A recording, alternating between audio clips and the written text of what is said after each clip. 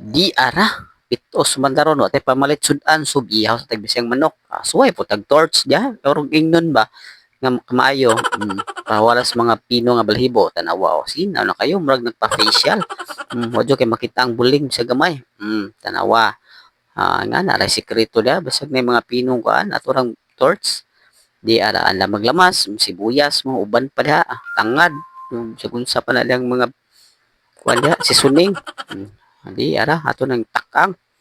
Wa pa gali magbukal kita na nimong bituon bituon siyang sabaw nga nagtuo pa nimong laway ba kog din ang tangad una para humot jud ba sunod pang kahumot sa tangad bandaman dahil kapayas nga hinog-hinog na pero gahit pa na siya parang tamis-tamis ang sabaw ba kuraw-kuraw ginagmay tanawan ninyo no so grabe lami ano murag tuo gid atong singot sipon ani wa na padaway bukal kay kutom na balag sukol pa na singipon ng manok yab.